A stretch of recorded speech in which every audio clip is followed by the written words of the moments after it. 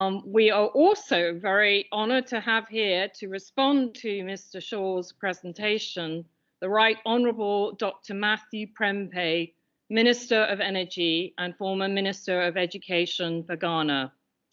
Over to you, Pat. When Rita, my co-author, and I began to think this presentation, we wanted to understand how some Brazilian children conceive of empathy. During this long-term pandemic, we've been running a project where children and teenagers from many walks of life have used art as a way to connect and understand kids from the other side of the wall of Brazilian segregation and apartheid.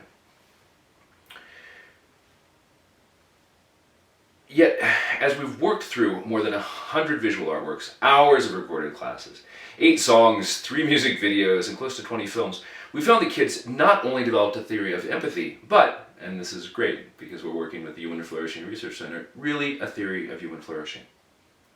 I want to start with a quick clip from one of the films from the original phase of the project, back in the few first months of the pandemic. Isa, who was 9 years old at the time, had done several months of art workshops with us, and she wanted to explain what she was thinking about art, life, and the quarantine. And here's a clip of the documentary that we made with her that year. Nunca tinha me colocado no lugar da minha mãe, tudo que ela faz por a gente. Eu sempre, assim, deve ser muito fácil ser mãe, tanto quando eu era pequenininha, ficava, ai, quero ser mamãe, quero usar vestido super bonitinho, blá blá blá. Tipo, eu era apaixonada pelas princesas, só que eu vi quanto ela se esforça pela gente, tanto nesses tempos de pandemia, quanto em qualquer lugar do mundo onde a gente estiver. Ela não consegue nem ter um tempo pra ela faz tudo pra gente e a gente não consegue fazer nada retribuindo para ela, então eu acho que ela é uma super mãe de verdade, porque ela fica estressada e ainda nos ajuda, ainda tem que ter um bebê na casa que ela precisa cuidar, e o meu pai é a mesma coisa, os dois são as pessoas mais heroínas que eu já conheci na vida.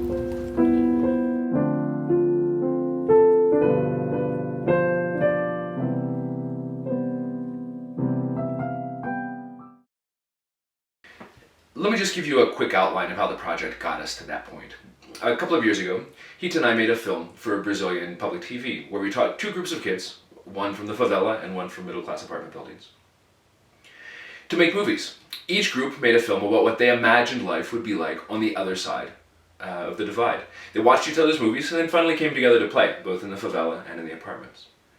The movie, recording the whole process and the kids' insights about it, won lots of awards and got good ratings, but we were most excited by the way that the experiment inspired empathy between kids from opposite sides of Brazil's social divisions, which are built on both physical walls and even more powerful imagination of fear and shame.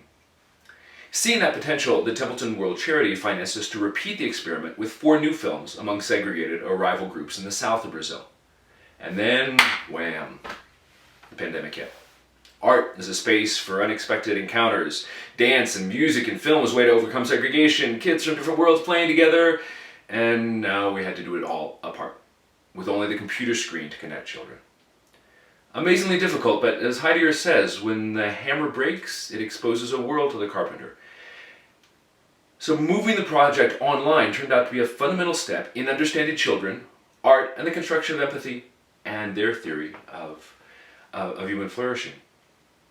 So how did we adopt this project for the pandemic? In the first phase, we still brought together 2 groups of kids. The first, generally with fewer economic resources from public schools, did a series of visual arts workshops. We sent them all the supplies they needed, as well as a booklet showing the kind of art that they would do that week, and the works of artists who had done similar things. The kids got together once a week with us, and with a local artist, to do the art and to talk about it, and about many other things. A second group of kids, a little older, generally upper middle class, had a similar series of workshops about music composition, resulting in a pretty amazing album and 3 music videos that we helped them to make. Finally, after the workshop, we interviewed many of the participants in both groups, developing a series of movies that mix art with the children's and teenagers' reflections on the pandemic and how they saw their place in the world. And then finally, in an online live presentation on YouTube, we launched the website with all the art, music, and films, and the kids presented what they thought was most important. And between presentations at schools, visualizations, social media, YouTube, Spotify, local media, more than 1 million people have seen these works of art in the last year. But all that's just an introduction to the big question. What is a Brazilian child's theory of empathy? And how did this group of kids imagine empathy as a bridge to happiness and, well, to human flourishing?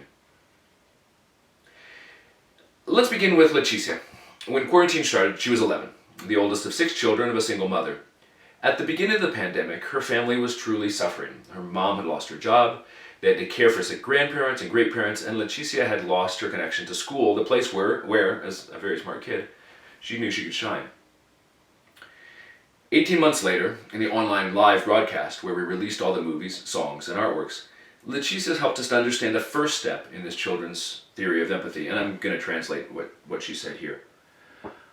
I always like to draw, but when I look at other people's art, I say, man, that's so pretty, so perfect. I can't do anything like that. I can't do anything that would make other people say, how pretty. So one of the most important things I learned in the workshop is that art doesn't need to be pretty. Everyone woke up early, their faces were wrinkled from sleep. But what was most important was being with people, with all of you. That's how I felt good. That's what gave me the feeling of, wow. Leticia isn't interested in the romantic idea of a lone painter, sculptor of genius in his studio. When they made art, even visual art, they did it as a collective, and the experience was something very different. The wow came from being together. Keep an eye out for that phrase. It's going to show up a lot in the next couple of minutes.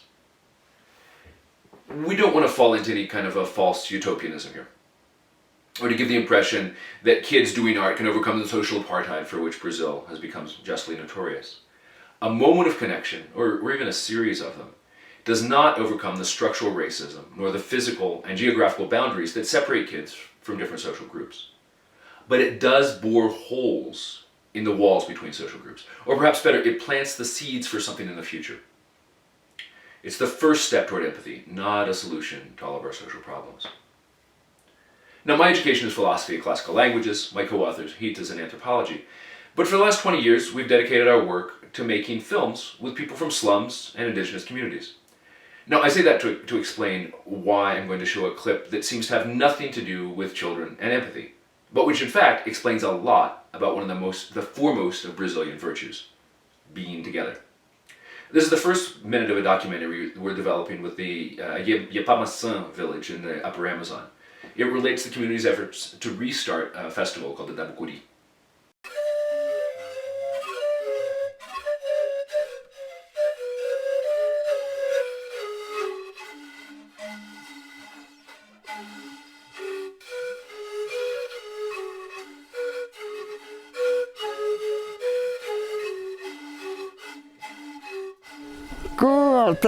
Te basamore, tuli kena tu malere. Di kena pak boleh basare ke bayar tu sama le, basem pasal tu sama le, basale tu le basai kata pasal tu sama le. Di kan benar tu le hepa. Ke punya le berapa? Te basamore, ke luar berapa? Oh bekena, ke makala ke Vamos só saber que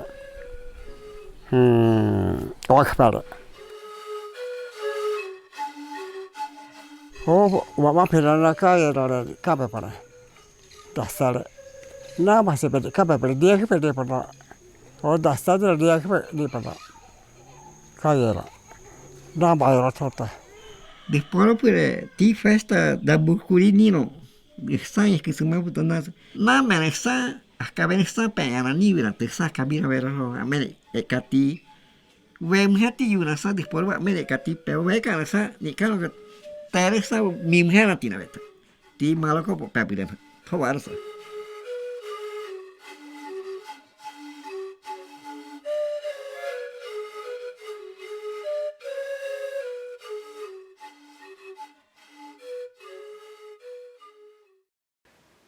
So in the Dabukuri, the consummate space for art in that part of the Amazon, different and often rival communities come together to exchange arts and crafts, to share food, but most of all, to trade dances, songs, and ideas. I keep this awkward gerund in the translation, living together, because it's so important in Tucano thought, and in fact, in all of Brazil. In the European tradition, we generally think about art through the lens of aesthetics. But in the Amazon, art is sociality. It's the place where people can be together. To define art as being together, this is what Rita in her other work has called aesthetic sociality, it centers Afro-Brazilian thought as well. Now, English, German, and most Romance languages have relatively clear subjects, objects, and verbs. The subject acts, the object is acted upon. The Afro-Brazilian philosopher and historian Muniz Sodré challenges us to think like the Nagos of the Yorubas who were enslaved in Brazil and taken to Brazil, and to embrace a different kind of grammar where subject and object, I and thou, get all confused. Sodré uses the Greek middle voice to illustrate this. I think the Hebrew Hithpael actually does it better. But one of the great sambas of all time, sung by Clara Nunes, is perhaps the most interesting illustration. She sings, Morena da Angola, que leva chocalho amarrado na canela, será que ela mexe o chocalho é o chocalho que mexe com ela? Which literally means the black woman from Angola has a rattle tied around her ankle. Do you think that she's shaking it, or is it shaking her? Now, anyone who loves to dance, or sing, or play a musical instrument probably knows the feeling of ecstasy, or abandon, that happens when everything goes right. Am I dancing the dance? Or does the dance dance me? Does the dancer shake her rattle, or does the rattle shake her? In the words Leticia used, that's the wow moment of art. In the West, we have a long tradition of seeing a muse of artistic creation. But Nagu philosophy also imagines an orisha who comes down into a person and that inspires imagination. But there's some key differences here. First, the orisha incarnates in the body. It can be the body of a person or of an object. The drum can also be an orisha, as one Candomblé priest told me. But even more significantly, an orisha will only come down into a person at the moment of collective ritual, when a whole community dances and drums together. Now, Sodré insists that Afro-Brazilian religious rituals happen in the middle voice. Because when everyone is dancing and drumming and singing together, the bodily experience is shared. And everyone and no one is really the subject or the object. There's no I, there's no now, there's no thou. Who could possibly be the subject or object of a collective dance, especially when an orisha comes down and incarnates in a person? Who begins to dance with steps she's never known, or to speak in a voice that's not her own. Sometimes we hear that the drum or the orisha is the subject, the protagonist of the ritual, but what we really need is a new grammar of being together. As Sodré puts it, there cannot be a subject of joy. It isn't just the ritual that's in the middle voice, though. All of Nago thought, the way of understanding the world, is also structured the same way. A physicist may think through math, a social scientist through words organized into a speech or a paper, but Sodré insists that his culture thinks somatically, through bodies moving with ever-transforming rhythm. So, indigenous and Afro-Brazilians can help us to understand the value that these Brazilian children have put on art as being together. So let's go back to the next step in a child's theory of empathy. It's important to express what you feel without being judged, said Eliz. He was one of the older participants in the music group. It's a relief. You can hear that someone else is passing through the same experience you are at that moment. Now, the song that he composed for the album that emerged from the project is even clearer, and we'll see a video of that right now. Fiquei, no primeiro ano de pandemia, eu fiquei sem ver nenhum amigo, sem sair de casa praticamente para ir no mercado. Eu acho que nem no primeiro ano eu fui no mercado, assim, sabe? Eu fiquei totalmente desmotivado com um monte de coisa. Eu engordei. Me olho no espelho, como se eu fosse julgado pelo mundo inteiro. Me disseram que é uma fase e que vai passar, mas de verdade não sei se vou aguentar.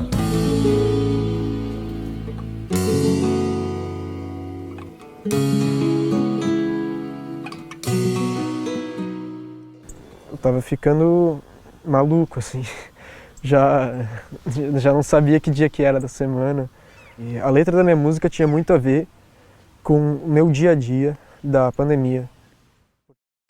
Now, several other participants also said that the workshop freed them from the weight of being judged. And at first, this idea confused us. After all, they were doing art that they knew would go online and be shown at schools around the state. They would be judged, but they didn't feel judged. They said they'd found a place free of judgment. So what was going on here? Many anthropologists analyze art through theories of performance or even ritual, which may help us here.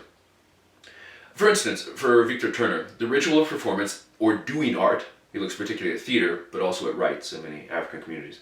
It begins with a separation from quotidian life. And here we remember Leticia's comment that everyone woke up early, their faces still wrinkled from sleep. But even more important is that life itself had entered a painful and unique moment of the extra quotidian. The pandemic and the subsequent quarantine had already, in the words of several of the kids, thrown out all of their connections, put them in the trash. No school, no friends, no extended family. Most poor kids didn't even have access to the technology that would allow them to connect with their peers on a phone.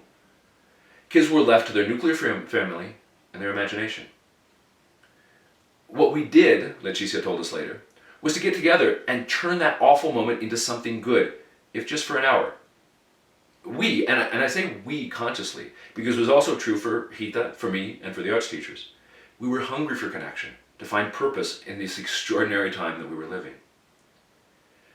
Now, with that extra quotidian, that time out of time established, performance anthropologists suggest that the ritual occurs in a liminal space designed for transformation or transition, a time out of time. It isn't easy to do it. Lorena, a 9-year-old Afro-Brazilian girl from an impoverished, semi-rural area of the city, kept insisting on the sweat and hard work.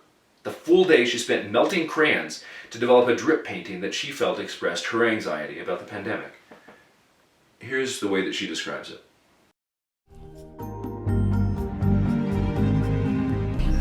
Nem todas as cores eu tinha. Daí eu, mas eu não tenho esse azul aqui, tipo, esse azul que eu queria. O azul que eu queria. Daí eu tinha feito um roxo antes. Eu peguei aquele roxo, deu. E peguei um azul que eu tinha. Peguei um branco. Eu misturei tudo e deu o azul que eu queria. Deu. Então vou pintar agora. Deu. Mas eu queria um roxo mais forte. Eu peguei o azul e vermelho. Peguei um pouquinho de tinta branca, né? Que já tinha usado mais. E misturei e deu. Nossa, ficou maravilhoso.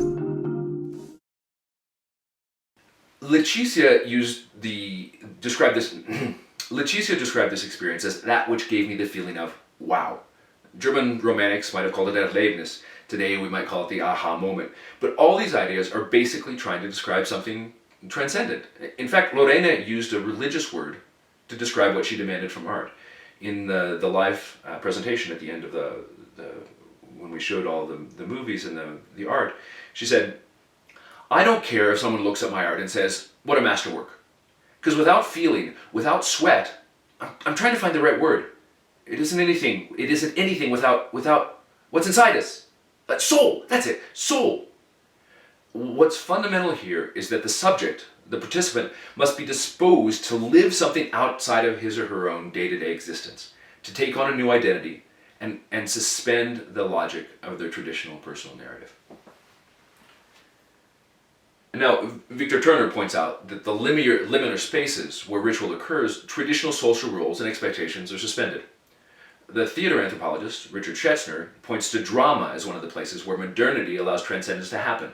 Sodre says the same thing about candomblé rituals, where the orisha, Eshu, suspends and constitutes the parenthesis in time. The arts and music workshops played exactly the same role. They were a time out of time, a ritual of artistic performance among friends and allies where judgment could be temporarily suspended. During the first months of the pandemic, the world had already entered a moment of crisis where everything was different. And the ritual of waking early to do art created even more of a parenthesis in life, a space safe from judgment. In those extraordinary times, the children knew that they had to live a moment and celebrate the process of art, not to judge the artwork that anyone produced. If we didn't do something, we would have gone mad, Leticia told us later. The children and teenagers were excited by the freedom they felt from the judgment of others, and this freedom was essential to developing empathy. Now, Foucault and Althusser both point out how we literally bring into our bodies, the values held by the authorities that surveil our lives. Some rebel, but most subjected subjects then surveil and punish others around them. They get it from and then pass it on. For this reason, the parenthesis of the artistic ritual is immensely important. It frees the young artists from the surveillance and judgment of authority figures, but it also frees them from the command to judge others. Eliz, a teenager who participated in the music group, elaborated this idea as being together this idea of being together with fantastic insight. Now, everyone, she explained, has knots in their lives. Points of confusion and conflict, dead-end streets where your thoughts and emotions get stuck. And the pandemic forced everyone into isolation, but it also created a world where almost everyone is tied with the same knots of solitude, fear, mourning, and confusion. And so according to Eliz, we're all suffering the same knots in this particular moment. Now, people try to untie knots with many tools, Eliz said, and some of these work and others don't. But when someone finds a solution to these common knots through art, and when that art can reach the world, something magical happens. The solutions become public, common, shared. Anyone can access them. Eliz composes and listens to a lot of music, so she used the metaphor of song. When she hears the voice of someone who is struggling through the same knots that she is, that work of art serves as a shortcut for her. She's able to use the insights of the artist to make her own way out of the maze of confusing emotions. And she added, other people can make the same use of her art. In the pandemic, where so many of our confusions and dilemmas were common, the shared artistic solutions were also common. For Eliz, then, music is a kind of transpersonal feeling, not simply an expression of an idea that someone else may or may not understand, but a concrete link, almost as if the electricity that passes between our neurons had found a new synapse that linked it to another person or to the public. Within the logic of Afro-Brazilian religious rites, this drive toward the other, this shared experience, that's what they call transcendence.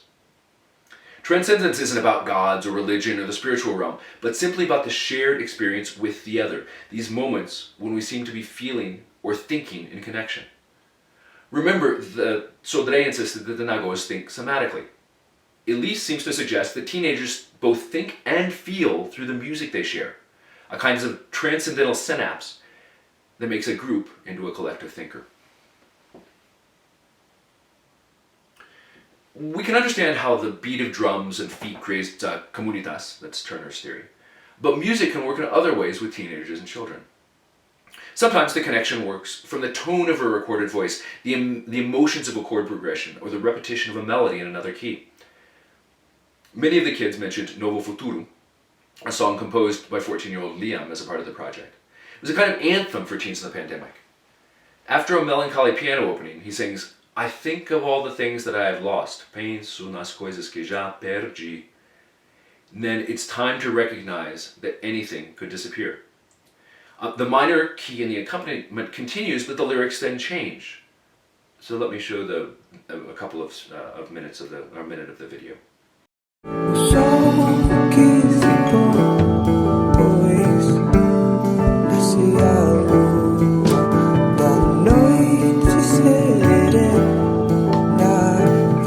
Criaturas noturnas e os tempos que morreram são ponte para o novo,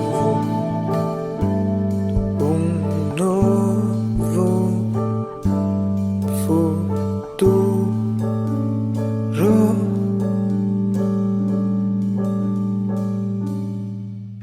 The song becomes public emotion, a shared experience of untying emotional knots. That phrase, public emotion, sounds strange in our Cartesian world of a thinking thing walled off from other thinking things. I'm reminded, though, of Wittgenstein's long meditation on pain and meaning at the end of the Philosophical Investigations, where he takes on the idea that my sensations are private. Just try, in any real case, to doubt someone else's fear or pain, he says. Eliz might say, marrying Wittgenstein, just listen. Don't you feel the knots in your own psyche loosen as you hear those chords? Eliz managed to put many of the ideas of other children together to get us a Brazilian child's theory of sympathy, of feeling together. But we still need another step to get to empathy or compassion or solidarity, especially with someone outside of the peer group who listens to the same kind of music or shares the same basic cultural assumptions. So how do we get to the theory developed by Leticia, Lorena, Alois, and Eliz to a child's theory of the construction of empathy itself?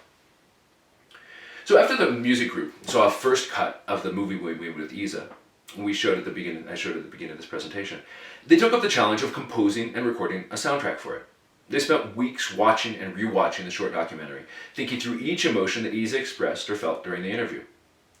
Next, they composed and debated melodies, harmonies, and key changes. We had to feel what she felt, Liam explained. She's just 9 years old, but she's so smart and insightful, and we had to make a soundtrack that conveyed all of that.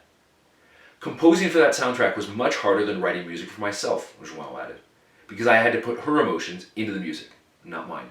And when we heard the video at the beginning, it does use, in fact, that music that was collectively composed and Liam performed on the piano. So let's return for a moment to the world of the Amazon, one of the richest places in the world for thinking the concept of empathy. The area is tremendously diverse, with hundreds of ethnic groups and huge distances to be traveled by canoe or on foot. Yet researchers all over the Amazon have found the same philosophical framework that we have in many years working with the Tucano and Usina people, that the fundamental ethical and epistemological imperative of people from the Amazon is to see the world through the eyes of the other. Eduardo Viveiros de Castro, who's one of the greatest Brazilian anthropologists, summarizes this philosophy when he says that in the West, both subjects and objects are the result of a process of objectification. The subject is constructed or recognized through the objects that they produce, and they know themselves objectively when they are able to see themselves from outside, as a that. Amerindian shamanism seems to be guided by the inverse ideal. To know is to personify, to take the point of view of that which one wishes to understand. One sees in the other thing another person, another subject or agent. Now, much of the time when we think about shamanism, we imagine an ayahuasca-induced trance which leads one to see through the eyes of the jaguar. You may know that these ayahuasca rituals have become fashionable in the US and Europe. But other practices are much more important and more common. Viveiros de Castro showed that Amazonian warfare is basically an attempt to capture the perspective of the enemy by winning his songs as a trophy. Among the Arawete people that he studied, he often heard the phrase, "The enemy is my singing teacher," while the nickname they gave to their enemies was Maracan Nin, or future song. The principal function of enemies, Viveiros de Castro concludes, is to bring us new songs. And new songs, when you sing the new songs, embody the perspective. Now, we've worked mostly among the Baniwas and the Tucanos, where the ritual exchange of the Dabocuri stands in for war as a way to bring new songs. Villages in the upper Rio Negro are quite isolated, often a day or more from each other by canoe. As Casemiro pointed out in one of the earlier videos, when the cobra canoa, or the snake boat, brought people to the Amazon, it separated them and gave them different dances and songs. Each group also developed its own arts and crafts, stories and myths, and often different strains of manioc. When one village invites another to a dabocuri, they will exchange all of these things. But most importantly, in the exchange of songs and stories, they will trade perspectives, points of view. Now here, one of the songs composed in a music workshop by 10-year-old Elena adds several important elements to a child's theory of empathy. Like many of the other participants, Elena pointed to the contradictions of the pandemic, where children were prisoners at home, but also free from the constraints of school. It was a time out of time that encouraged and allowed her to dream and imagine. Here's the lyric, "Freedom makes me dream, especially close to the sea. I feel that infinity before me, feel the wind in my hair." The rhythm of the song says something even more interesting though. Elena is blonde and middle class, but her song is an Ijexá, the beat of Oshun in Afro-Brazilian religions. Each Orisha has a different rhythm, which makes the liturgical community feel and think together in a certain philosophical or emotional framework. The chorus of the song, which is going to play here, doubles down on the same transformation perspective.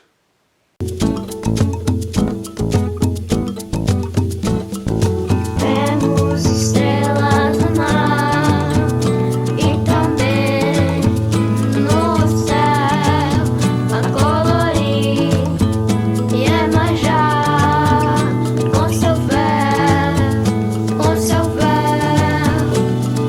Vejo que estrelas no mar e também no céu colorir Iemanjá com seu véu, com seu véu. So Iemanjá is the Orisha of the sea. She's the protector of women and of children.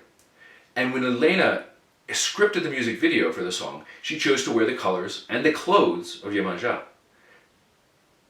She also protects and embraces her toddler cousin, as Yemanja does to children in Candomblé rites. Though Western epistemology doesn't think about incarnating the perspective of the other through song and rhythm, that's exactly what Elena was doing with Sea of Freedom. To a certain degree, the empathy that the music composition group felt for Isa, the girl in the first film clip we showed this evening, emerged from the same kind of practice. They weren't singing her song, as might happen in a double kuri, but they were imagining the kind of song she would sing. For these kids, imagination was a key to a new perspective, to empathy with the other. Now, Obera was one of the youngest kids in the visual arts group. He was 7, and he suffered quite a lot from the solitude at the beginning of the quarantine. In the first months of the pandemic, where he hadn't even left his house in months, and the arts classes were one of his few contacts with other kids, he told us, imagination is important because it allows you to let go of yourself. It isn't rigid. I can transform that grass in my yard into a forest, and the hail that fell last night into diamonds. It just requires imagination and willpower. That's what art allows me to do. He then went on to relate a story he was writing, a novel written by a 7-year-old, where all the characters seemed to be possible identities that he was experimenting with or empathizing with. Now, among the participants we interviewed, more than half of them spontaneously talked about how much they were writing during the workshops. And we didn't encourage that, but some of them wrote fiction, some poetry, some songs. They were using narrative as a way to understand people very different from they. Now, a truly great musical interpreter, Edith Piaf, Paul Robeson, Eliz Regina, they'll incorporate the feelings and the ideas of a composer into her performance. But in the West, we don't really think about music as a route to transform perspective. Instead, we have theater, cinema, and the novel. That's where the actor, or the author, the reader comes to imagine the perspective of the other. For this reason, we moved the project onto writing and to making fictional films. So with the next phase of the project, we challenged ourselves for another kind of experiment, where the art the children would create was a fictional film. It turned into one of the most powerful tools children and teenagers have to embody the perspective of someone radically different than they. And here I want to talk really honestly about embody. So 15 kids joined us for the first online experiment. Rafaela, one of the older girls at 14, she told the story of how we began. I didn't want to do it more time online, as if online classes weren't horrible enough. I'm going to do it in my July vacation too. But my mom said it'd be good for me. So I logged on, convinced I was going to hate it. Maybe I'll blow it off, I said. But then the teachers weren't teaching. We just made up a story. Gladys started with an idea, and then Gael picked it up, and then changed it, and then Nalu, and then Vera, and suddenly we had this script that no one could possibly have invented, but together we were able to do it. It was amazing. That was just the first day. Now, one dialogue from that first day shows exactly how fiction can be so powerful. The kids invented a story where the heroine, Renata, goes off into the swamp to find her mother, who disappeared months before. She passes through various adventures, finds an ally in a talking cat, and their kids, and then comes the cave where the monster lives. Nalu invented the monster as a winged serpent with horns, and was called Okami. Rafaela informed us that Okami means wolf in Japanese. Then Enrique picked up the story and called the monster he. Elena interrupted, I imagined that Okami was a she. Silence. Let me show you what happened afterwards. Cavalos marinhos só chocam os ovos. Os machos só chocam os ovos. O macho espelha os filhotes em jatos em que tem mais de 100 por segundo. Ele faz assim, ó. É bizarro mesmo. E os filhotes vão saindo. Eu tive outra ideia que seria muito legal, que o Okami poderia nascer como uma mulher, mas durante a vida dele, ver que ele era um homem. Seria muito legal ter um Okami trans. É trans? É trans. Now, in the end, in the interpretation, the girls play the scene as a comedy. Okami first takes offense at being perceived as a gender she's not, and then pretends to switch again several more times during the conversation just to tease Renata. We're so used to the grammar of he and she that it's hardly surprising that issues around gender nonconformity and fluidity are confusing to all of us. Writing the script showed that these children and teenagers are also trying to think through exactly these issues. There's some amazing literature about how novels and movies inspire empathy in their audience. But what we're talking about here is something different. how playing the role of someone else forces or inspires or evokes, again, we're having problems with the grammar here. It forces us to feel through the skin of the other. When the group started to cast the movie that they would make, we saw that play acting, interpreting a role, was a way that they thought productively. Many of the participants wanted to play Okami. In the end, 2 of them ended up playing the role, and their images fade in and out in the final product, because it provided a way to think through those knots, if I can plagiarize Eliz's words, of our age. Anyone who's seen children play with toys, where they do the voices and play the roles of all the stuffed animals that they interact with, it shouldn't be surprised that a children's way of knowing the other is closer to indigenous epistemology that we saw in the Amazon than it is to the objectivization of the West. In fact, children learn the world through trying on the clothes of the other, testing the voice of the other. They learn by empathy. And that empathy can be with animals, even with things, as well as with other people. In fact, in the second movie of the series of art and fiction, one of the girls developed as her character a tree. The tree wanted to get revenge on the humans who had burned down the rest of its family. I began this part of the presentation by citing Rafaela, and I want to get back to her. Like I said, at first I didn't want to do it, but then we invented the story. We wrote the script, learned our characters, and then my brother filmed me. Then Rafaela began to imagine what school might look like if it had this form.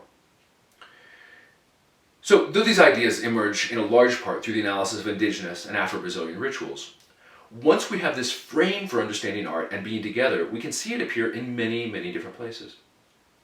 The process of making a movie, for instance, also challenges our ideas of subject, verb, and object.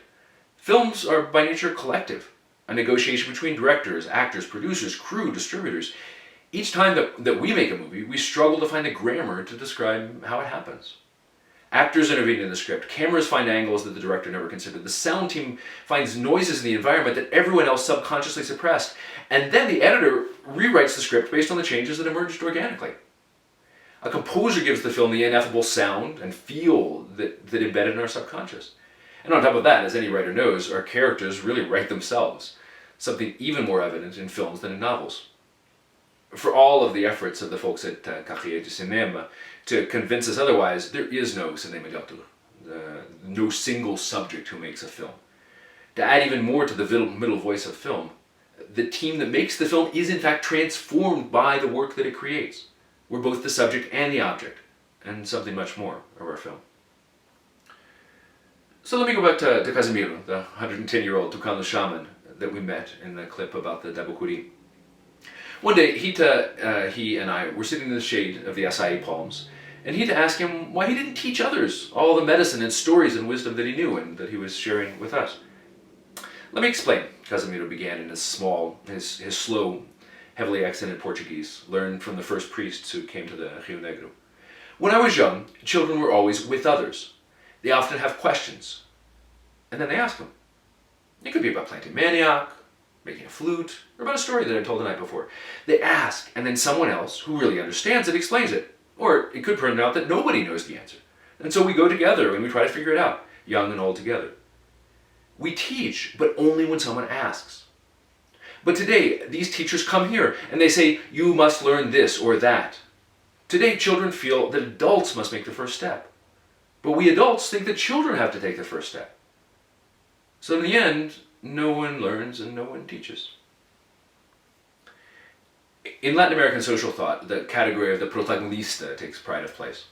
We might say social agent as a translation, or the subject of the ontological grammar we've been thinking about earlier. Many social movements see their project as transforming the victims of society into the protagonists, the agents of their own destiny. And Casimiro's concept of who makes the first step in education is very similar, as is Rafaela's desire that education look more like filmmaking. 20 years ago, when I was working with the Zapatistas in Mexico, I learned the two words that the Tzotzil Maya translate as education. There's cha'amtasel, what the other gives to you, and bihumtasel, the knowledge that you win for yourself in order to become virtuous. Now, whether we think in Casimiro's, Rafaela, or Maya terms, it's clear that bihumtasel, where the learner is the subject of education, is a much better way to develop empathy, and I'd suggest probably many other character virtues. Now, let's go back to Rafaela. What role did she play in the movie? She played the heroine's mother. The road to the construction of empathy was a pretty straight one, and it went through imagining herself as a mother. She'd had a fight with her mother before coming in. She embodied the mother and was able to comprehend much better what it meant, why her mother would have demanded this of her. Now, right after World War II, Stella Adler and Lee Strasser developed what's now called the method. They transformed Konstantin Stanislavski's ideas about how to create characters for theater into a technique that would work with film and modern subjectivity.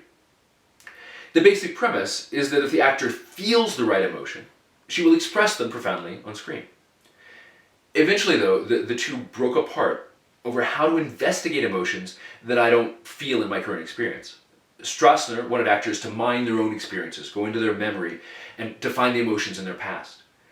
Now Adler, who was a Jewish woman who had lost many, many relatives during the Holocaust, condemned that method. She said it was unethical, abusing an actor by forcing her or him to relive a trauma. She insisted and said that the best acting and the best ethics came from imagining the experience and the emotions of the character, just as Rafaela had done. Now, imagining gender, parenting as well, is one of the things that links the films of both groups. But a second shared issue is exploring nature. In both films, girls leave the city and get lost in the jungle, where a series of adventures teaches them something about themselves and about the world. And in both films, made with kids from city and countryside, rich and poor, black and white, seeds played a fundamental role. In the first film, the mother gives Renata seeds before she mysteriously disappears. And seeing those seeds in a heart-shaped locket wakes her from her confusion and her forgetfulness. In the second film, the animated tree, Yai, could preserve only her own seeds from the fire, and the happy ending of the film is when she and the children plant the seeds to recover the forest. Yolanda was the girl who played that role, and she had to imagine herself as a tree, a trans-species challenge for this technique of developing empathy. Indigenous epistemology, interestingly, often takes on exactly the same challenge. One tries to see through the perspective of a tree, a rock. One of the most interesting comments in a documentary we made is that they tried to see themselves through the perspective of maniac.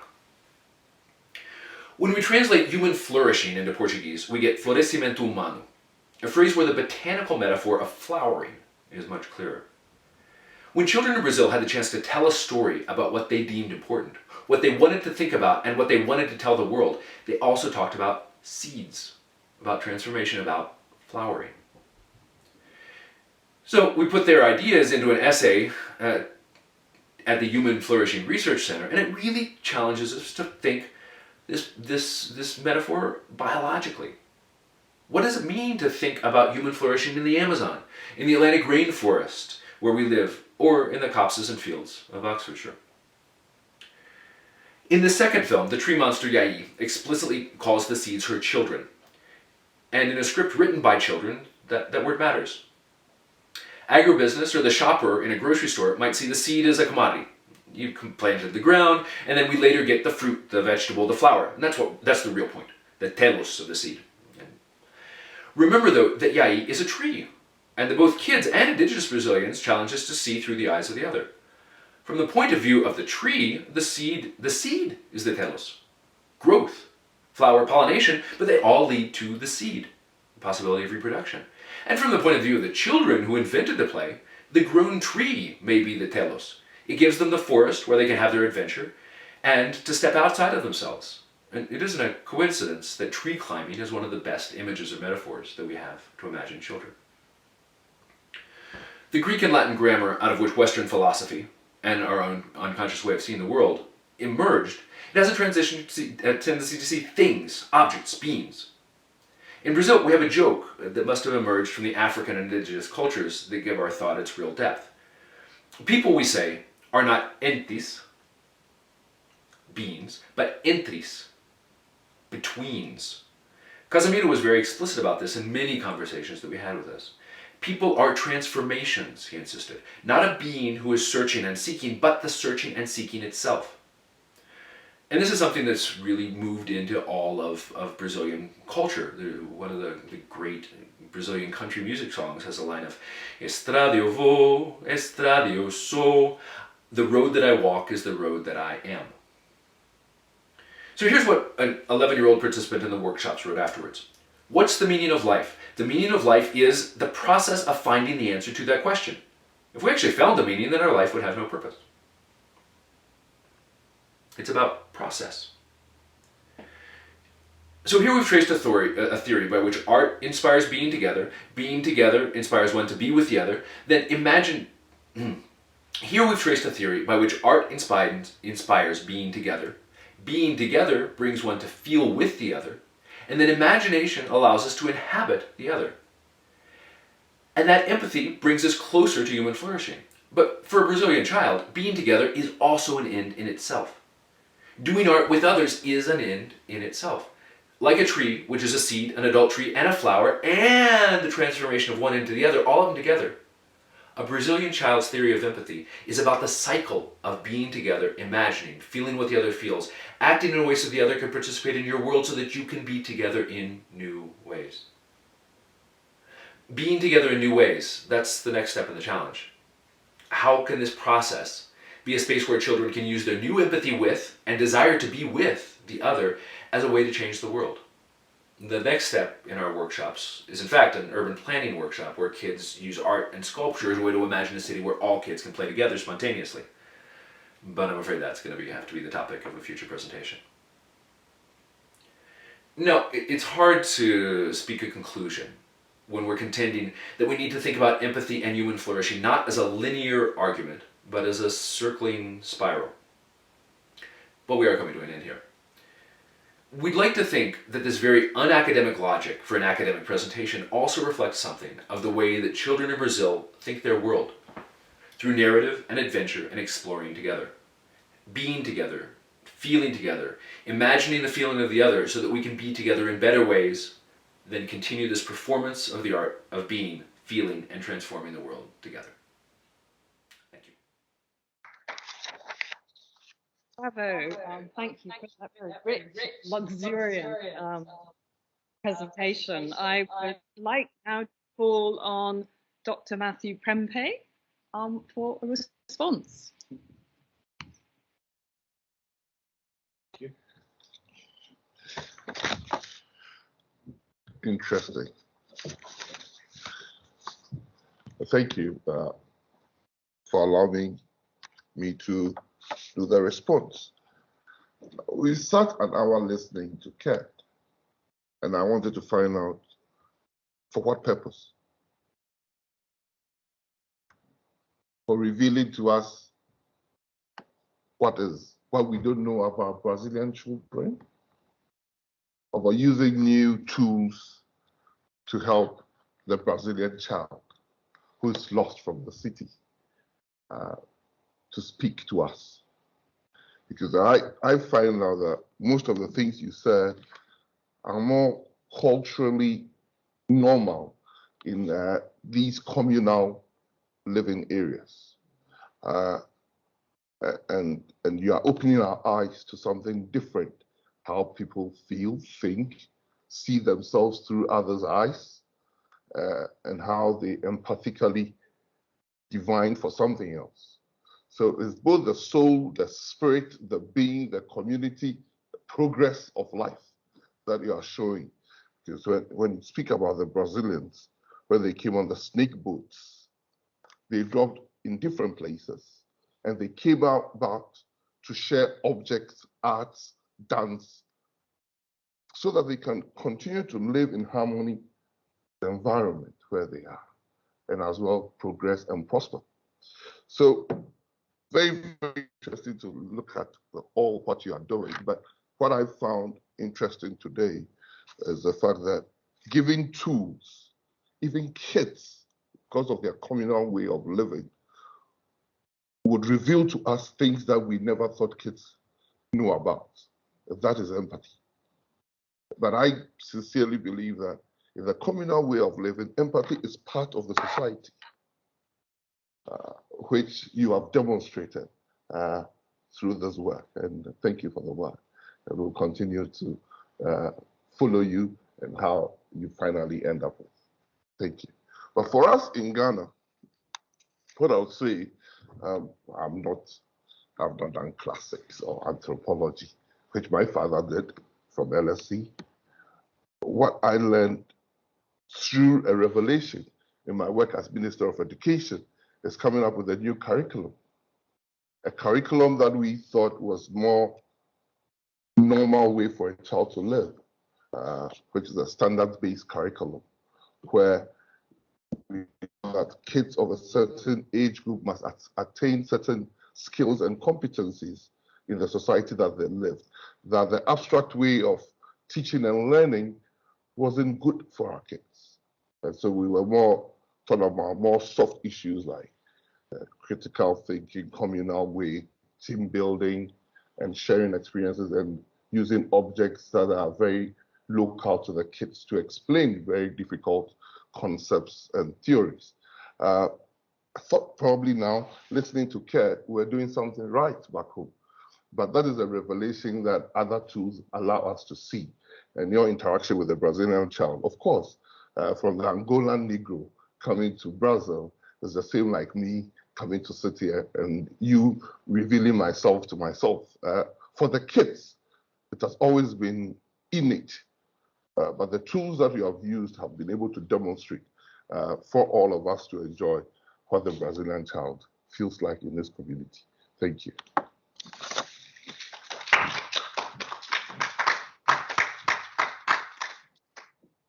Well, thank you, Matthew. Thank you, Kurt. That was tremendous presentation and tremendous response. Floor's now open for questions. Please use the hand signal on the top bar or write your question in the chat.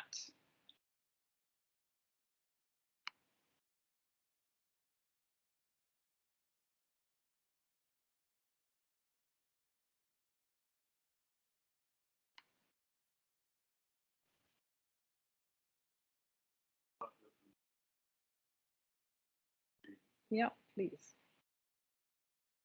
Yeah, okay. Okay.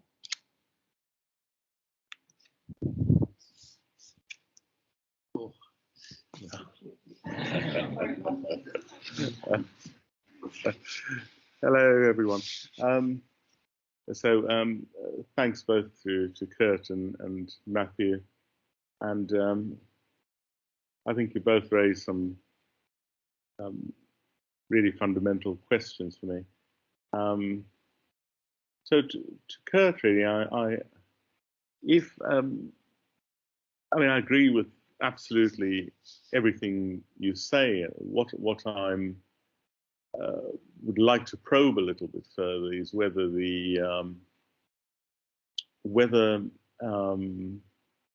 if the medium through which people work to explore themselves and others, in this case, the medium is art and culture and music, but in a different context, or indeed even in the same context, if the medium was something else, which is culturally natural. So I've looked at, for example, patterns of eating together in Mexico or Puerto Rico or in Ghana or in Nigeria, and people might sit differently and they might dip into their meals differently. In Zimbabwe, they would roll the sadza and dip it into a communal bowl. And this is a very meaningful cultural experience. And it is through that cultural experience, and actually there's quite a lot of anthropological work on the question of eating together that enables people to come to terms with self and understand each other, be empathetic and so on. So the question really is, for tonight's discussion, is the point of the presentation to validate the medium? In other words, look at the power of art and culture in this form, filming, singing, dancing together? Or is it really more an expose of the importance of cultural artifacts, whatever they may be, their power to transform? And I suppose while I have the mic, because it's difficult to pass it back to me, maybe a question that follows on this. I think what you've demonstrated, in absolute terms for us tonight, is that whatever the medium and however people engage with each other, so very much a wonderful contribution to our seminar series, sort of cultural ways of being together, of working, of thinking. I suppose what you've demonstrated, as I said, without doubt, is how working together has benefited, the individual children whose stories are so wonderful and so wonderfully told in your presentation. We can see their songs, we can hear their words, we can see how they think, and we can feel how they feel. But what I don't think you have demonstrated, and this is not to say that you can't, but is an interesting question, really, to sort of follow on this theme.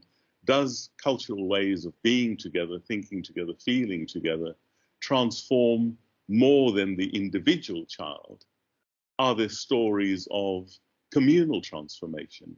So one can see in your story absolutely the ability for children to internalize emotionally what they've learned, what they've felt. But I think probably less so if the idea of a communal transformation, that people together have learned from collective activities, and that leads, I suppose, to a third and final point, actually, a critical transformation, where clearly it isn't just the acceptance of a revelation of empathy or the acceptance of an understanding of oneself, but the ability ultimately to challenge and critique that entraps us, that enslaves us, because without these things, in my humble view at least, flourishing will not be achieved. That it's a limited stage towards, but actually an emancipation or a freedom to achieve is probably a further project.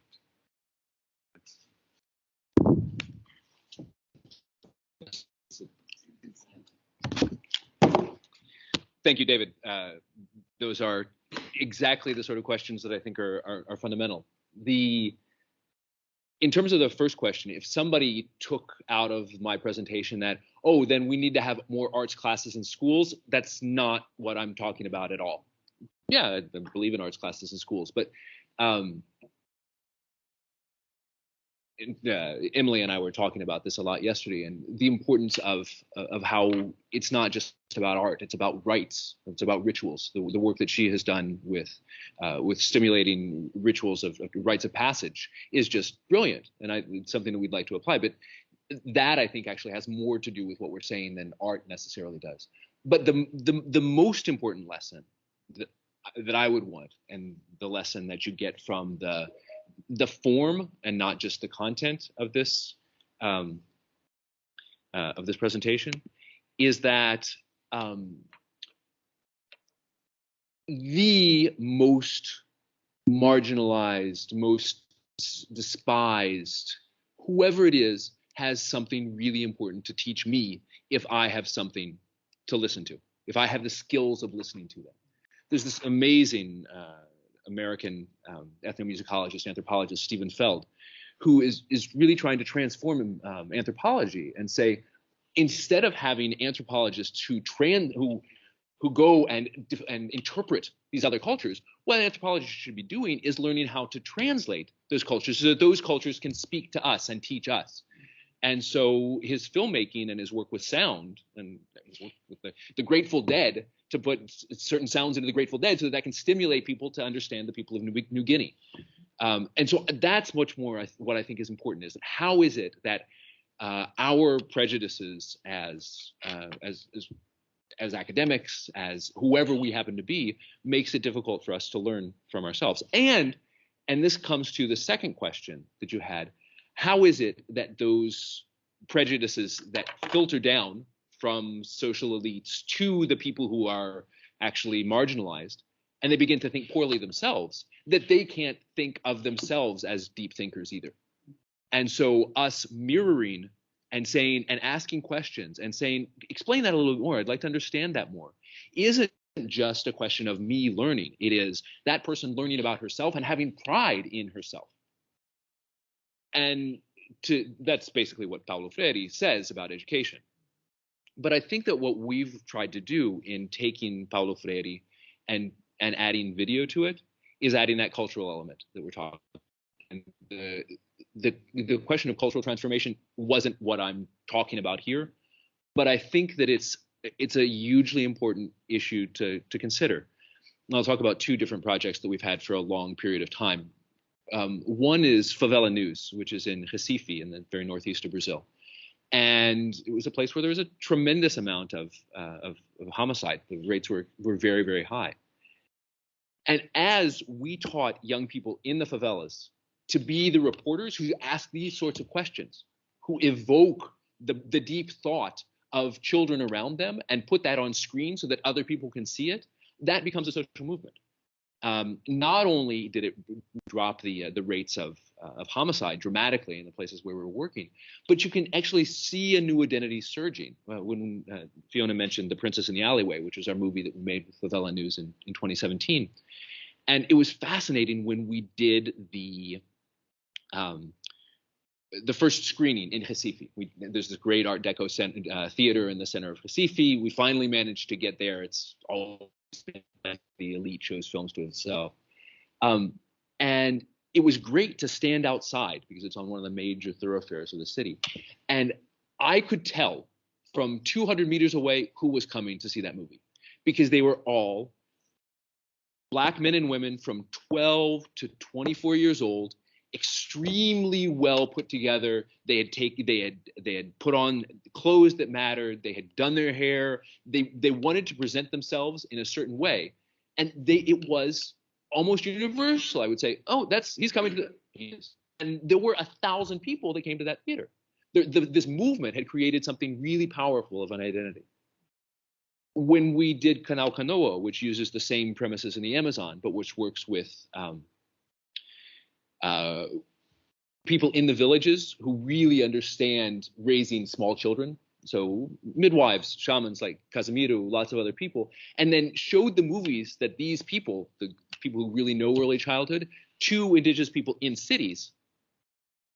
Did a series of 7 showings where indigenous would show and then talk about what was going on. Again, we saw a really big transformation. This one has been evaluated really exhaustively and published all over the place. But basically, what it showed is that families changed the way they feed their children, because by remembering what food is like in the countryside and remembering that that's really good food, and then by talking with each other and saying, and one woman saying, oh, I've got this in my backyard. There's stuff in it. Why don't we plant something? My palm tree is about to give. Let's make the acai together. So these sort of collective things that came together were really important. Also, this was a single insight of a midwife in the city, and she said, I really speak Nhangatu much better than Portuguese. My grandchildren, they need to learn to speak Nhangatu. They're speaking way too much Portuguese. And yet, what language do I talk to them in? I talk to them in Portuguese because we're in the city. Since I was doing this, I said, what am I doing? Why am I? There's, again, sort of an aha moment of recognizing yourself and what you're capable of on this screen. Another person said, I didn't even realize that the screen was able to talk Paniwa. And so that mirroring and saying, I am valued, I matter in that mirror, it's a sort of a Lacanian, Hegelian way of seeing it, but it's very true. And then finally, what the project did is that because these people came together, 15 neighbors, in order to see the films for 7 weeks in a row, it recreated the civil society, which is so important in the villages. Because in the villages of the Rio Negro, every morning at 5:30 or 6 o'clock in the morning, everybody in the community comes to the Great House. They have breakfast together and they talk about what matters for the day. Oh, you know, we had these wild pigs that ran through the manioc field. What are we going to do about that? And the hunters start to resolve that. There's this conflict because there's a conflict between a grandfather and a grandson. How are we going to resolve that? All of those things get resolved. People move to the city and they don't have that anymore. And so the basic structure that matters for making yourself an indigenous member of an indigenous collective is gone. But after showing these films, and this wasn't in the plans, but all of those groups became those democratic collectives. And so, again, I don't want to insist that film or art or anything is the way to do it. But what matters is that that film is one of many good ways to take people who have been marginalized and excluded and take their thinking seriously so that they can return to taking themselves seriously and then transform their world. I think that answers your 3 questions. Did it? 2 questions. You're speaking up. The microphone. Okay. We might get some echo because they're both on. Let's see if anyone says that. We have 2 questions. The first is from Asa, and this is in the chat. Asa or Asa, if I mispronounce your name, Asa, asks, how can the intellectual Western world capitalize on the learnings from your talk? I desperately want anyone to pay attention to what people unlike them have to teach. At the same time, the word capitalize kind of scares me. If we think about how world music works, for instance, world music is an industry where you find somebody who's got this great rhythm in Senegal or in Guinea or in southern Brazil, and then you put that on your album and you make a whole lot of money because you're Sting and it seems like you discovered rhyme music. Of course you didn't discover rhyme music. And so there is that, it's this very tense issue. And Brazil is a country where people on the margins are very, very careful about those issues. Whether that is indigenous knowledge of medicine. We did a series of films about indigenous medicine with the Tuyucas. And they said, please, we're going to do this in Tuyuca language, and we don't want you to give it to anybody else. You can give it to the Tucanos, you can give it to the Baniwas, but please don't show this outside of the Rio Negro.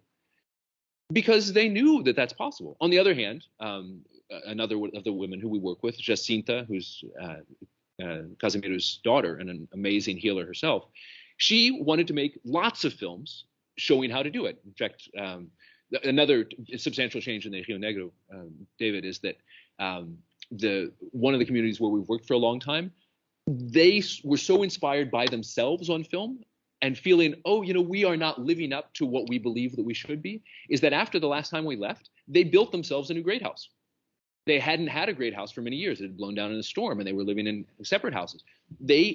It's a huge effort. It was months of work, but they built this great house and made a film of it at the same time and sent us the movie. So there's something really exciting there. In any case, Jacinta is using now this great house and says, I am turning this into a college of indigenous medicine. Anybody who wants to come study indigenous medicine with me, come and do it. And there are people coming, and plus her daughter is filming her and putting it on TikTok.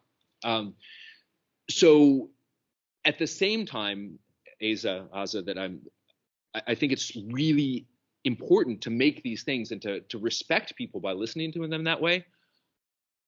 I also always want to be very, very careful that we don't feel as if we can appropriate, whether that is in terms of authorship or in terms of financially, certainly, that knowledge. That always has to be respected. There has to be at least a footnote. And I want to say that these are the ideas that these kids have developed. They developed in dialogue with us. Heat and I have put these things together. But these are the kids' ideas.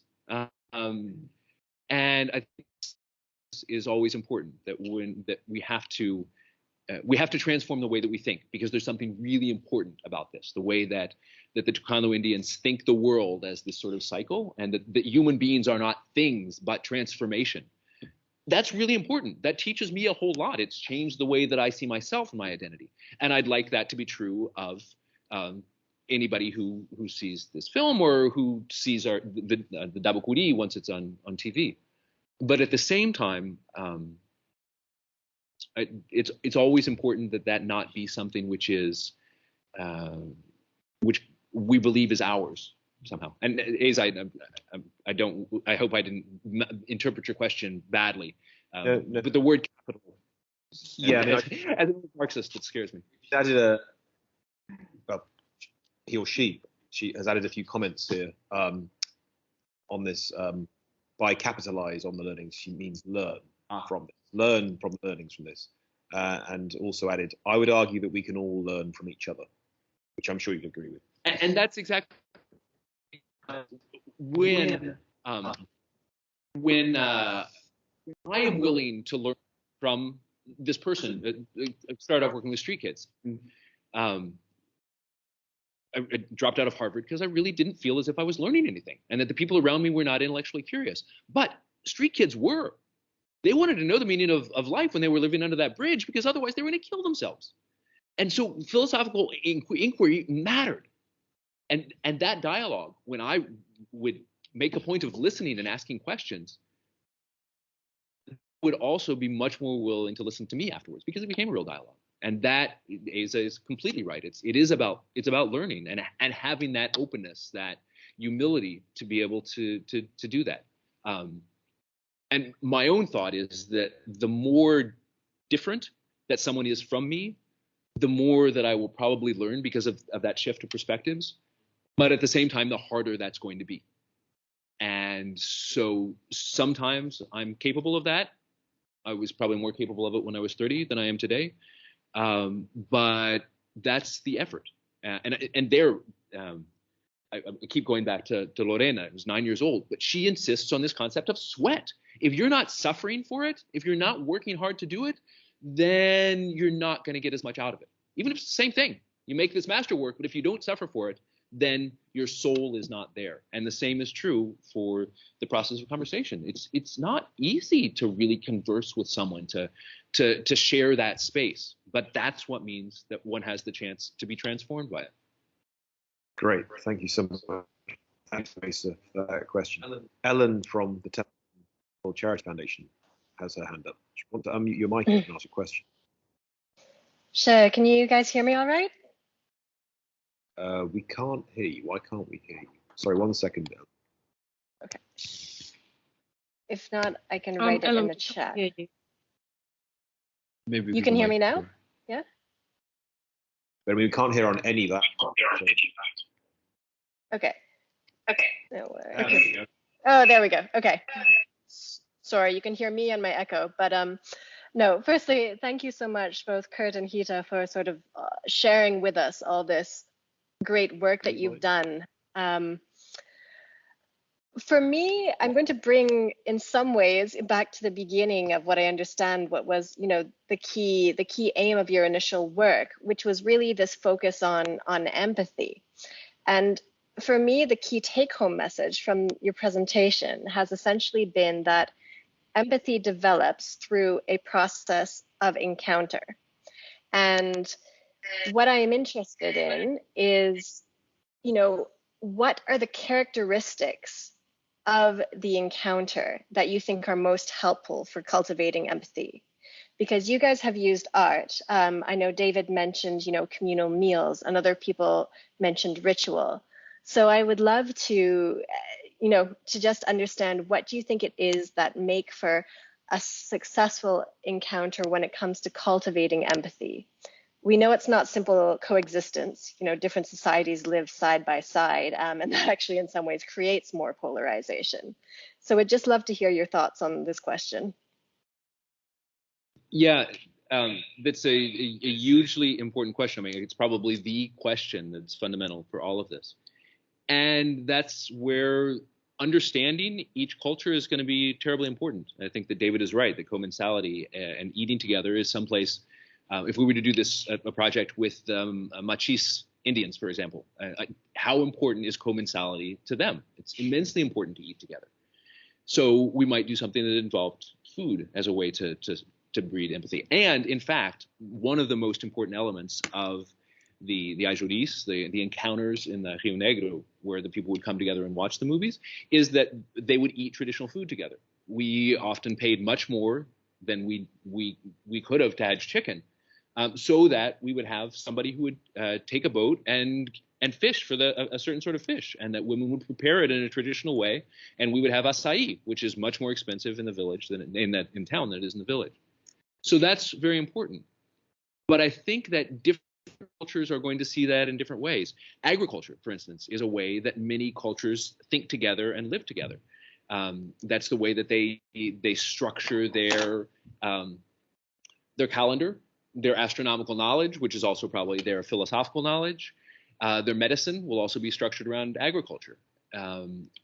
For the Kuna Indians, architecture is tremendously important. The structure of the great house of the Kunas is, in fact, the structure of the universe. And so if you want to talk about ontology with a Kuna man, you talk about architecture. If you want to talk about the deep questions with a Kuna woman, then you talk about molas, which are this craft that they use, which is a relief of different layers of cloth that they sew together, and those layers of cloth represent the layers of the world and the different ways of understanding the world.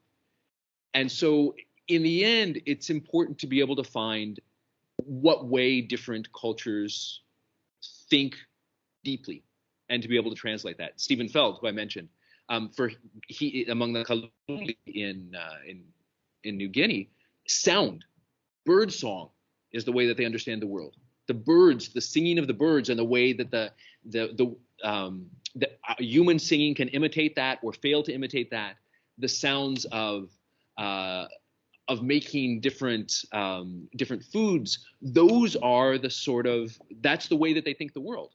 And so for him, he talks about acoustemology, that you know the world through sounds, and he has to teach us acoustemology. He has to teach us how it is that we can hear. But I guess it's true for questions of empathy, and it's true for questions of deep thoughts. How is it that each culture does that? When we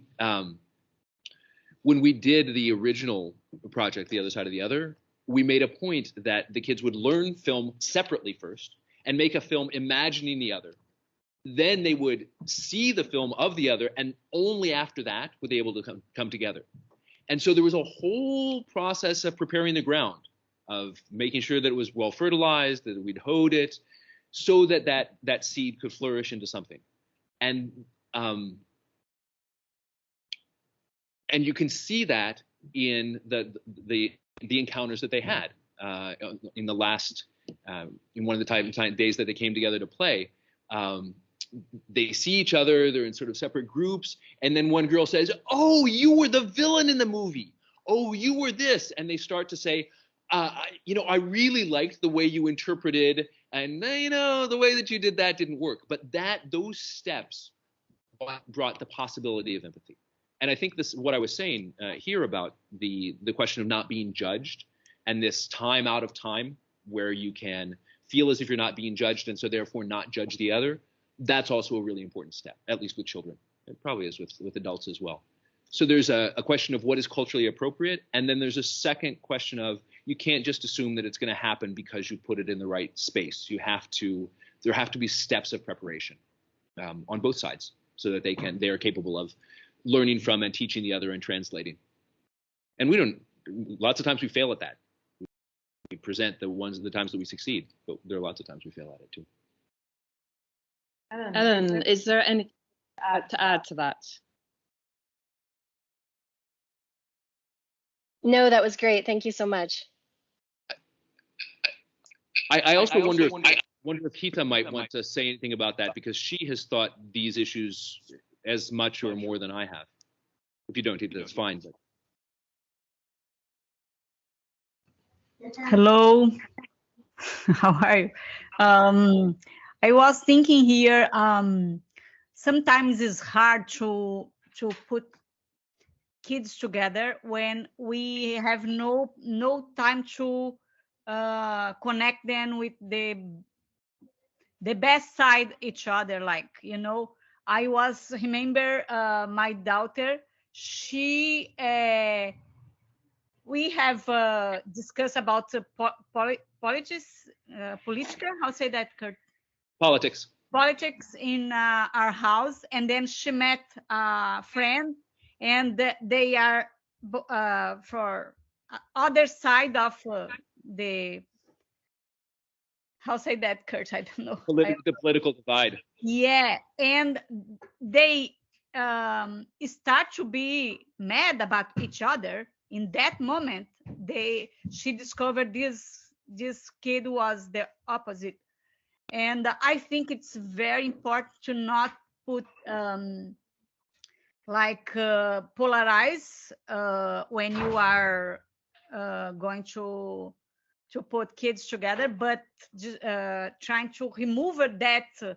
Oh, you need to go in this way or in that way. You need to create a space to go to and dialogue, and that I think is more not about what is the way, no, not what you work, but the way you construct the relationship.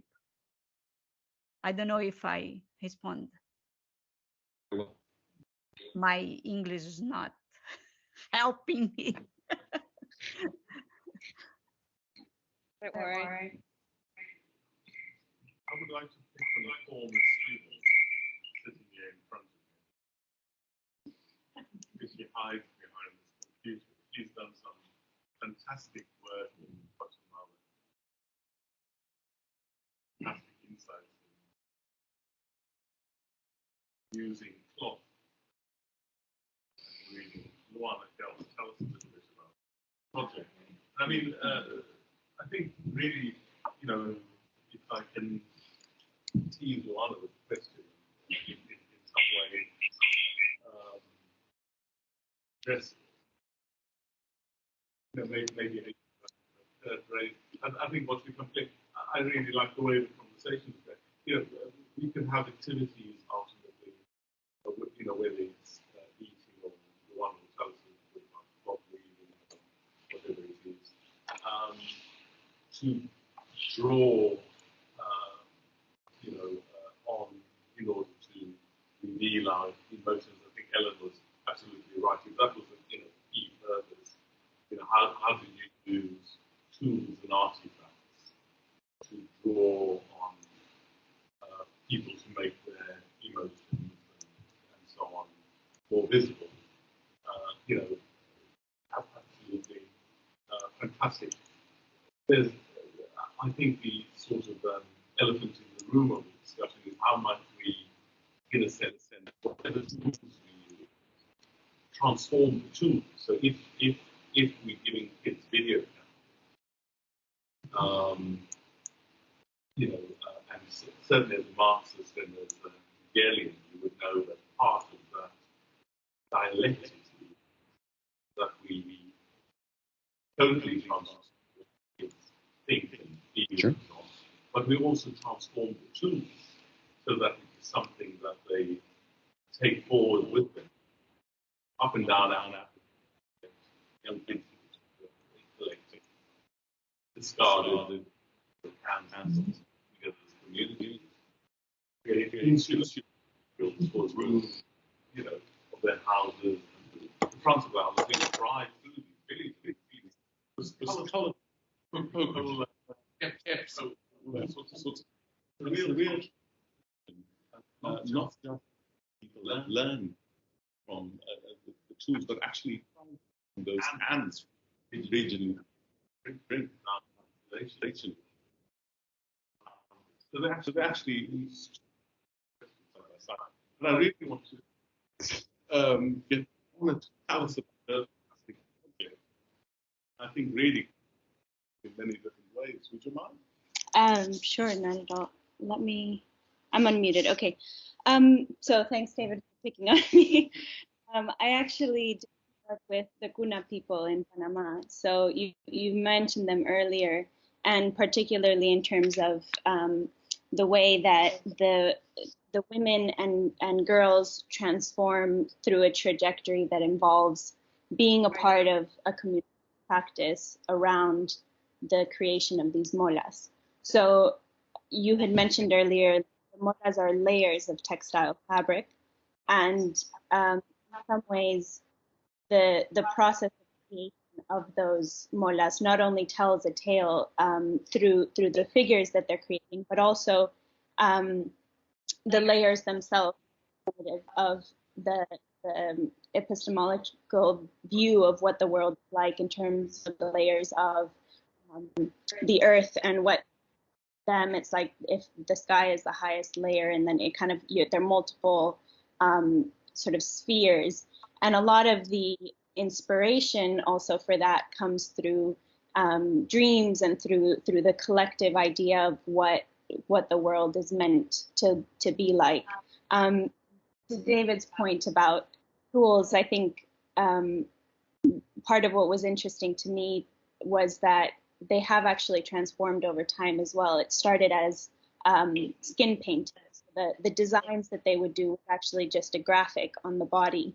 So they would use, just from trees or plants, and then they would ink it on their skin, and transformed over time to then be, textiles, and then more rudimentary styles, and then kind of progressively as you had these very fine needles that were imported from wherever, and then they started being able to use those. And certainly the process of what that,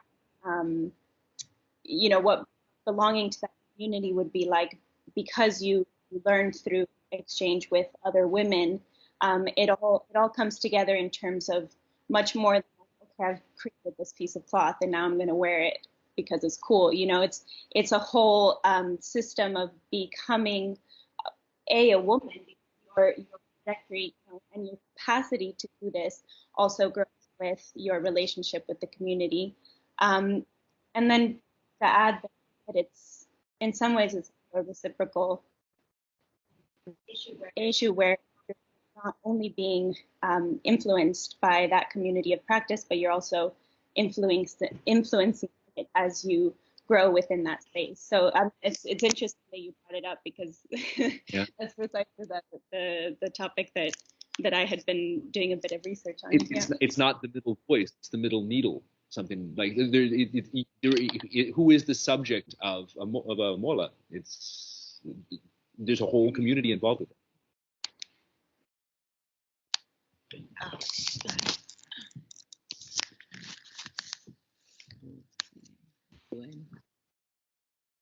Okay, thank you very much, Kat, for the very interesting presentation on this. What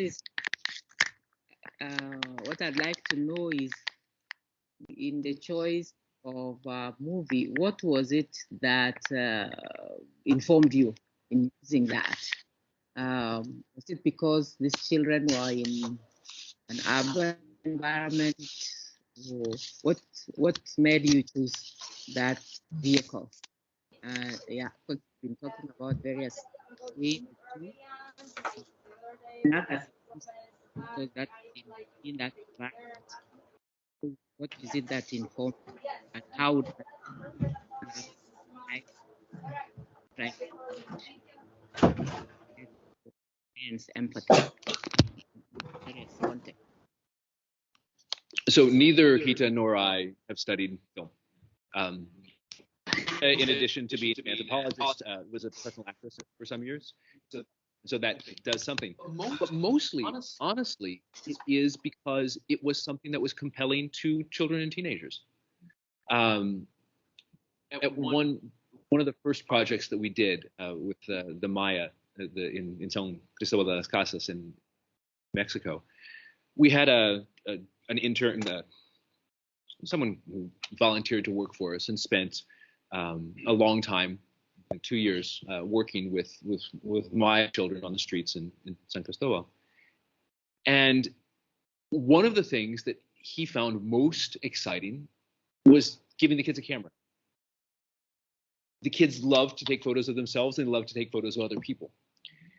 And then video became a little bit cheaper. And I thought, well, you know, if kids like photography, maybe they'll like video too. And so we tried that with a project in Colombia. And it worked.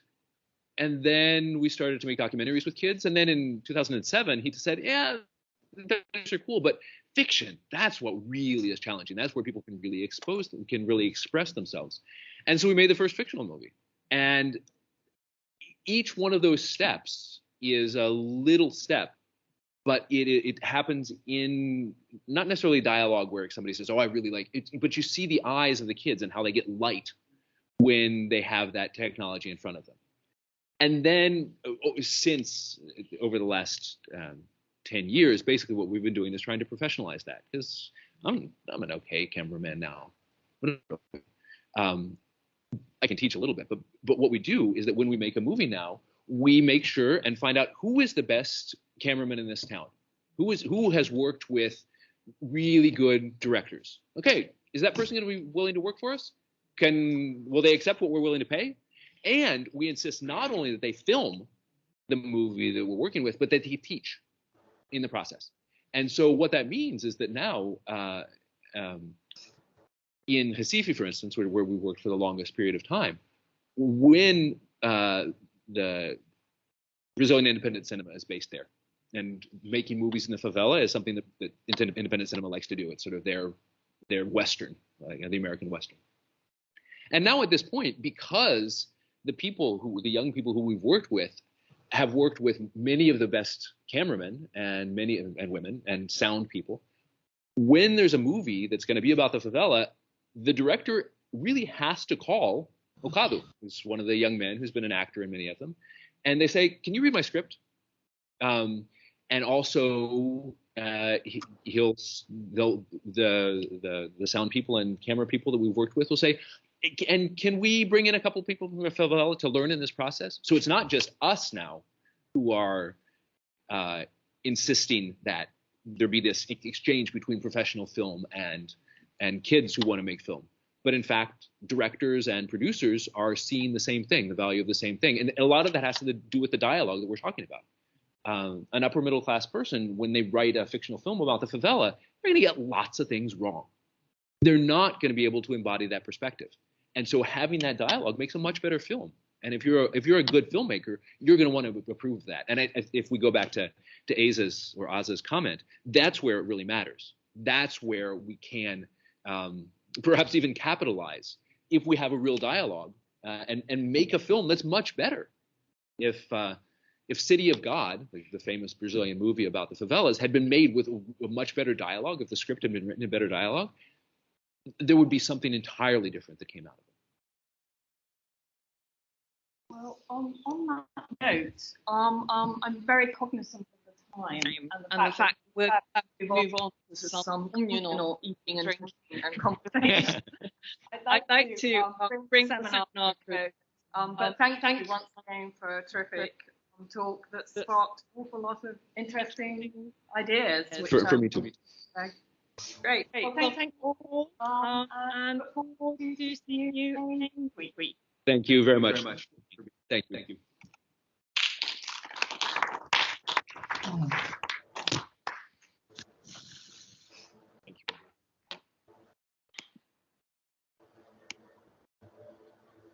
Wanted to see the work of art behind Hita.